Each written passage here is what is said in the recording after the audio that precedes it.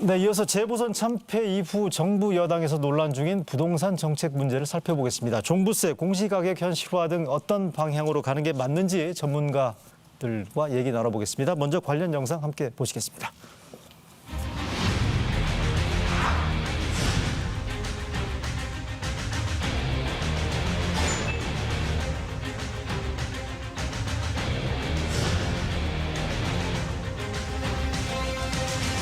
금융위하고 어느 정도 그 협의한 내용이 있습니다. 당 정책위에서요. 늦어도 예. 5월 중순 전에는 저는 가능하다고 보고요.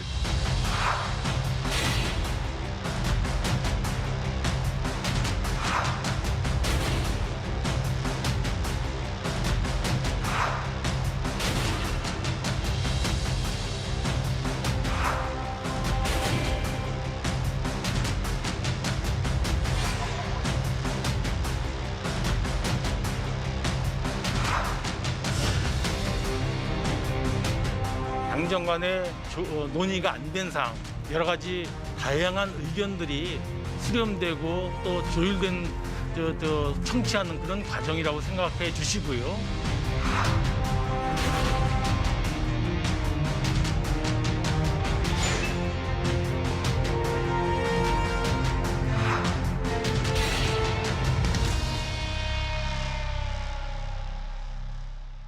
네, 부동산 이슈 얘기 나눠주실 두 분 전문가 소개해드리겠습니다. 먼저 LH 사태 의혹 먼저 최초로 쏘아 올리셨던 분이시죠. 참여연대 김남근 변호사 모셨습니다. 안녕하세요. 네, 안녕하십니까. 반갑습니다. 이어서 심교원 건국대 부동산학과 교수 나오셨습니다. 감사합니다. 네, 안녕하세요. 네.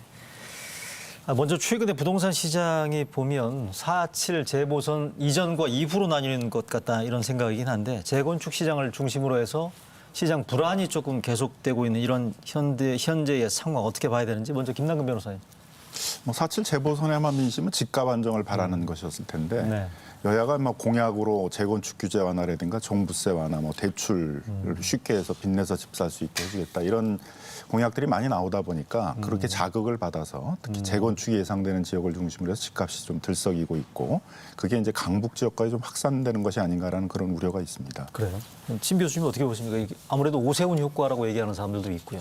예, 오세훈 효과가 있긴 있습니다. 사실 이제 계속적으로 물량이 공급되었다면은 단기적 급등 이런 것들은 없을 텐데 공급이 없는 상태에서 앞으로 공급을 늘리겠다. 이것들을 특히 주요 지역들 같은 경우에는 개발 호재로 인식하기 때문에 네. 단기적인 상승은 불가피해 보입니다. 그런데 다만 이제 조심할 것은 한 3, 4년 지나면은 오세훈 시장의 공급이 효과를 볼 테고 그리고 그래요? 3기 신도시 입주도 시작되기 시작하면은 아마 시장은 급격히 안정화되지 않겠는가 그렇게 예상하고 있습니다.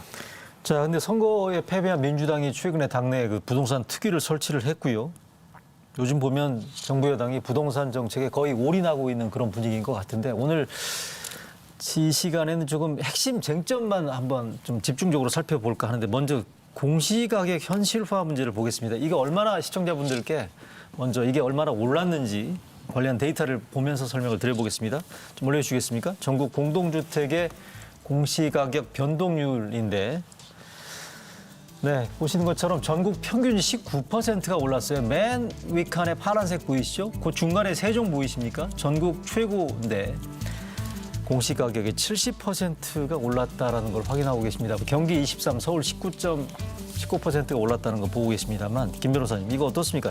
이게 지금 공시가격 현실화율 때문에 오른 게 아니고 집값이 올라서 저렇게 오른 거잖아요. 네, 그렇습니다. 공시가격 현실화율 때문에 오른 건 한 1.2% 정도이고 아, 그래요? 전국적으로 한 19% 정도 올랐는데 네. 나머지는 이제 집값이 많이 올라서 반영이 된 것이죠. 부동산 가격 공시에 관한 법률에 의하게 되면 이제 공시가격은 시가대로 하도록 되어 있습니다. 근데 이렇게 이제 집값이 많이 오르는 시기에 정치적 이유 때문에 일부만 반영하자 하다 보니까 아파트는 한 60%밖에 반영이 안 돼 있고 단독주택은 40%밖에 반영이 안 돼 있다 보니까 결국은 이제 가격 조사 자체가 정확지 않다 보니까 이걸 바탕으로 하는 조세라든가 보상, 토지 보상이라든가 그다음에 재산을 기준으로 해서 어떤 수급자들을 결정하는 복지 문제라든가 이런 부분에서 행정의 신뢰가 다 떨어지고 있는 거죠. 그래서 조사는 정확하게 하고 그게 부담이 되게 되면 뭐 세율이나 이런 걸 갖고 해결을 해야 되는데 자꾸 조사 자체를 부정확하게 하자. 너무 많이 오르면 안 되니까 이렇게 하다 보니까 이제 계속 떨어지고 있거든요. 그래서 그 부담 부분에 대해서는 이미 작년에 재산세에 대해서는 공시가격 6억, 시가로는 9억이 됩니다만 네네. 거기까지는 이제 특례 세율을 적용하기로 해가지고 재산세 부담을 낮춰줬거든요. 그래서 그런 방향으로 해결해야 될 문제이지 공시가격 자체를 그 시가가 오른 것들을 반영하지 말고 일부만 하자 그런 거는 공시가격 제도 자체를 다 흔들어 놓을 가능성이 있는 것이죠. 어떻게 보십니까? 공시가격 현실화 자체가 문제가 아니고 세율로 조정을 해야 된다라는 게 우리 김 변호사님 말씀이시죠. 예, 저도 거기엔 동의하는 바입니다. 근데 문제는 뭔가 하면은 지금 조세를 다룰 때는 조세 법률주의에서 법률에 의해서 국회에서 다뤄야 되는데 네. 우리는 그게 좀 불편하다. 그렇게 해서 행정부가 올리는 형태거든요. 사실 공시가격 현실화율을 형평성 있게 한다는 것은 굉장히 중요한 이슈긴 하나 네. 지금 세율 자체가 과연 적정하냐. 지금도 이제 부자들은 많이 내고 있고 이런데 특히 부자들 더 많이 내고 그리고 지금 또 뭐 기초수급자 탈락이라든가 그다음 60여 가지 제도가 같이 움직이거든요. 예, 예. 그런 걸 봤을 때는 그런 것들이 같이 조정돼야 되지 지금처럼 이제 막무가내로 계속 올리다 보면은 예, 예. 뭐 이상한 건강보험료로 인한 피해라든가 이런 피해만 양산하게 됩니다. 적어도 이 제도를 설계할 때는 이런 피해가 어떤 유형이 있겠구나. 이것들을 피하기 위해서는 뭘 해야겠구나.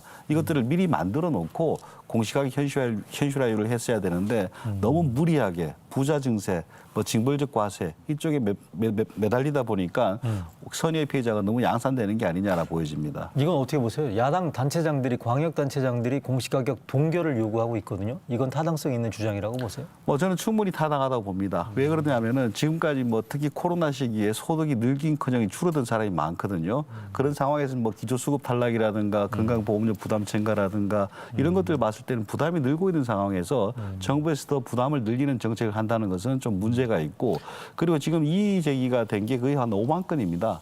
5만 건이라는 건 뭐 어마어마한 숫자거든요. 그리고 뭐 동별로 발표한 것들 보더라도 이해 못 가는 부분들도 많고 예, 예. 특히 이제 보호해야 될 대상자들에 대해서 납득하지 못할 만한 이유로 탈락돼서 피해를 보는 그런 것들을 봤을 땐 지자체장 입장에서는 당연히 그런 네. 것들을 배려해야 되는 게 아닌가라 보여집니다. 김 변호사님 아까 세율 조정의 필요성을 말씀하셨는데 공시가격 동결을 요구하는 광역 단체장들 야권 주장에 대해서는 어떻게 보십니까? 그런 분들이 자꾸 그런 무리한 주장을 해가지고 공시가격 제도 자체가 이렇게 엉망이 돼버린 거거든요. 다 세계적으로는 공시가격은 시가의 한 90에서 110% 정도로 되어 있습니다. 그래서 조사는 정확하게 해야 되고 그걸 운영하는 데 있어서 예를 들면 이제 건강보험 같은 것도 말씀하시는데 건강보험에 대해서도 작년에 이미 올라가는 거에 50%만 반영하기로 해서 다 조정을 해놨거든요. 아, 그래요? 이런 반영률이나 이런 걸 가지고 또 이제 공정시장 가액 비율 이런 걸 통해서 재산세 같은 경우에는 60%만 게 또 반영되도록 그렇게 돼 있거든요. 그러니까 네. 그런 걸 통해서 해결하는 것이지 그렇기 때문에 조사 자체를 엉망으로 하자. 조사를 일부만 반영해서 하자 그러면 계속 이건 현실화가 안 되는 거고 공시가격이 정확히 조사가 안 되니까 이걸 바탕으로 하는 뭐 조사라든가 토지보상이라든가 기초수급자와 같은 복지 문제라든가 이런 부분의 신뢰가 다 떨어지게 되는 것이거든요. 알겠습니다. 그러니까 조사는 정확하게 하고 적용은 유연하게 하자. 아하. 이렇게 해야 되는 것이고 취지를 적용을 유연하게 하는 것에 대해서는 작년에 이미 재산세 특례 세율이라든가 건강보험료 인상분의 반만 반영하도록 하는 이제 그런 조치가 있었다는 것이죠. 네, 알겠습니다. 공시가격에 대한 발언 취지 두 분의 말씀의 차이는 아마 시청자분들께서 충분히 이해하실 수 있을 거라고 생각되고요. 이어서 종부세 문제입니다. 얼마 전에 이 프로그램에 나왔던 더불어민주당 이광재 의원이 종부세는 상위 1%만 내도록 하는 게 맞다라고 주장을 하는 것처럼 여당 안에서도 이게 지금 굉장히 백가쟁명식으로 여러 얘기들이 나오고 있거든요. 근데 오늘 지금 여당 대표가 오후에 선출이 되는데 여당 대표 3명 후보 가운데 3명 모두 종부세는 동결해야 된다. 건드리면 안 된다라고 얘기하고 있거든요. 이거 어떻게 보십니까? 종부세가 어떤 효과를 갖고 있는지 먼저 판단해야 됩니다. 종부세가 부과되면 보유세가 올라가는 효과가 나타나는데 단기적으로 한번 떨어질 가능성은 있습니다. 네. 그래서 이제 매수 같은 것들이 좀 뭐 매매 가격이 떨어지겠죠. 그렇지만은 예를 들어서 10억짜리가 9억으로 떨어진다 하더라도 9억에 산 사람들 입장에서는 추가로 세금을 더 내기 때문에 소비자 편익은 없고 세금만 걷어가는 효과가 있습니다. 그리고 이제 보유를 싫어하기 때문에 전세로 월세로 이동하겠죠. 예. 그렇게 되면 이제 수요가 더 늘어나게 됩니다. 그리고 보유세 부과하면 공급이 줄어들기 때문에 네. 임대시장 가격은 더 올라간다라고 알려져 있습니다. 그리고 정부에서 그렇게 강조하는 게 보유세를 올리면은 가격 안정 효과가 있다. 보유세 높은 나라들이 폭등하는 경우가 더 많고요. 그럼 보유세가 낮으면은 지금 불평등이 많이 생긴다. 보유세 낮은 나라들 중에 불평등이 해소된 나라들도 상당히 많습니다. 그래요? 학술적으로 인정이 되지 않는 부분들이 상당히 많죠. 그래서 이제 1%와 관련해서는 상당히 의미가 있다고 보는데 네. 이 제도가 이제 2008년에 처음으로 나올 때 그때 이제 9억에 했잖아요. 그때 그렇죠. 9억 이상의 집들이 대략 한 1% 정도 있었습니다. 그래서 이제 호화주택에 대한 뭐 징벌적 과세 그런 표현이었죠. 지금은 벌써 서울 같은 경우에는 한 16%가 넘습니다. 그 주택이. 과연 서울의 16%가 다 그런 16.7%라고 지난주에 뭐 정부 보도 자료가 나왔는데 예. 그게 과연 그렇게까지 때려야 될 정도가 되는가에 대한 문제죠. 근데 이게 이제 2008년도 기준을 다시 적용하는 거에 대해서 재고가 필요하다는 얘기가 있는 반면에 지금 시점이 워낙에 집값 버블이 큰 상태이기 때문에 지금 이거를 종부세 기준을 완화하게 되면 다시 이른바 똘똘한 한 채에 대한 수요가 몰리면서 시장 불안이 커질 수 있다라는 그런 우려 아니겠어요? 1%에만 적용되는 부유세로 이걸 하자라는 건 전혀 사실이 아니었습니다. 우리나라의 보유세 실효세율이 굉장히 낮거든요. 한 0.16% 정도 되는데 OECD 평균이 한 3.4%이고 그다음에 주요 국가들을 보게 되면 한 0.7에서 1% 정도 이렇게 되고 있습니다. 네. 근데 이걸 한꺼번에 실효세율을 1%까지 올리려고 그러면 무리가 되니까 먼저 고가 주택하고 다주택자들의 보유세부터 좀 실효세율에 가깝게 가도록 하자 그래서 종부세라는 걸 따로 만드는 것이고 네. 국민들 전반적으로의 어떤 재산세에 대해서는 좀 천천히 실효세율을 올리자 이런 측면에서 만든 것이거든요. 그래서 지금 9억, 10억에 이제 새롭게 종부세를 내실 분들이 이제 공시가격 9억, 10억에 들어오신 건데 9억, 10억이면 시가로 따지면 13억, 한 15억 정도 되는 거거든요. 그렇죠. 네. 근데 13억 되시는 분이 작년에 낸 종부세가 8만 원입니다. 그리고 15억 되시는 분들이 내신 게 34만 원이거든요. 올해는 좀 세율이 오르기 때문에 그보다는 좀 많이 좀 낼 수는 있습니다만 예, 예.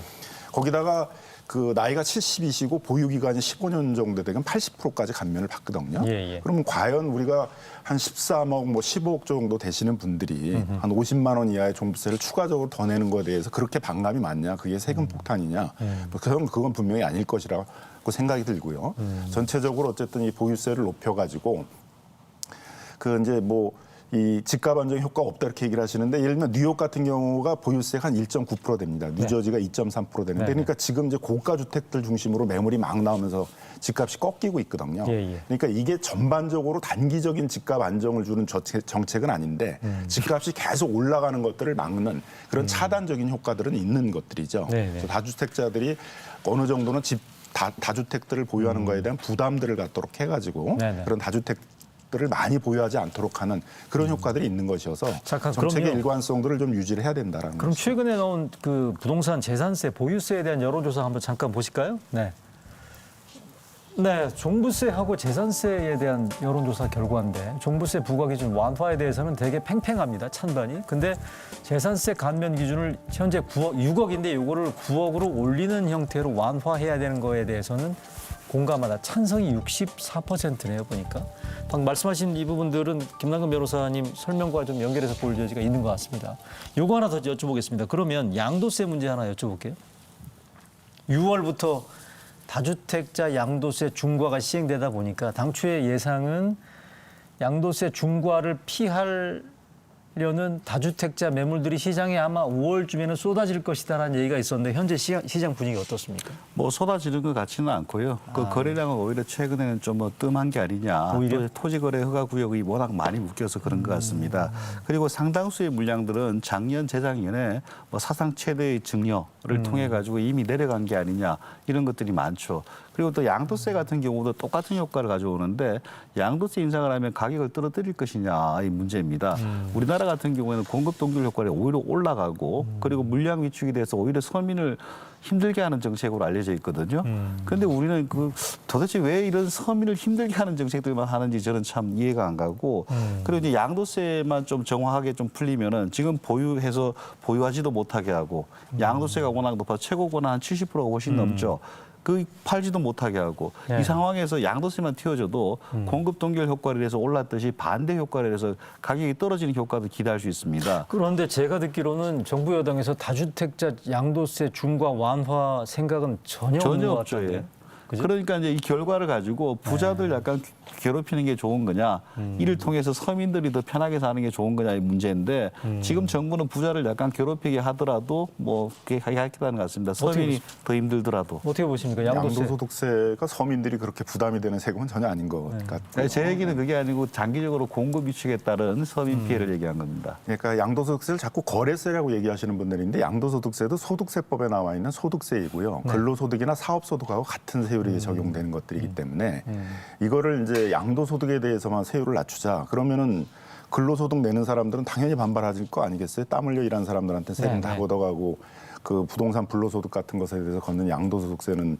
반감을 해주냐 이런 이제 비판이 있을 겁니다. 그래서 이제 문제가 되는 건 저는 이제 뭐 중과의 문제 이런 것일 거라고 생각이 드는데 예. 기본세율을 낮춰서는 안 되고 그런 건 이제 보유세가 어느 정도 현실화되고 그다음에 시장이 안정되게 되면 이제 뭐 해결해야 될 문제라고 생각이 들고요. 지금 같은 시기에 양도소득세를 이제 감면해 준다는 신호를 주게 되면 더 사게 하는 유인이 생기는 거죠. 아하. 결국은 이제 양도소득세 같은 걸 통해 가지고 부동산 불로소득들을 환수하지 못하는구나.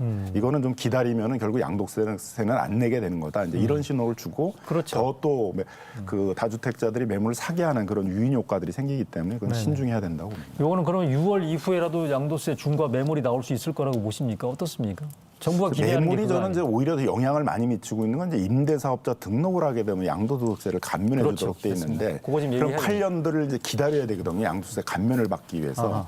근데 세계적으로 임대사업자한테 양도소득세를 감면해 주는 나라는 없거든요. 뭐 보유세라든가 뭐 임도소득세를 그 임대사업을 하느라고 발생하는 것들에 대해서는 일부 감면을 해줘도 양도소득세라는 건 팔면 혜택을 주겠다는 거잖아요. 그렇죠. 그 임대사업을 계속 하라고 해야 되는데 팔면 혜택 주겠다는 그런 제도를 만드는 나라는 없잖아요. 그러니까 이게 아주 전형적으로 잘못 만든 제도인데 그게 이제 매물 잠김 효과를 만드는 거죠. 다 8년을 기다려야만 양도소득세를 감면받으니까 그래서 그때까지 못 임대사업자 팔고 있는 특혜는 거죠. 손 봐야 된다. 그렇죠. 적어도 양도소득세를 특혜를 주는 것들에 대해서는 이제 소급해가지고 좀 박탈할 필요가 있는 것입니다. 자, 관련 화면 준비되어 있나요? 임대사업자에 대한 특혜 부분들.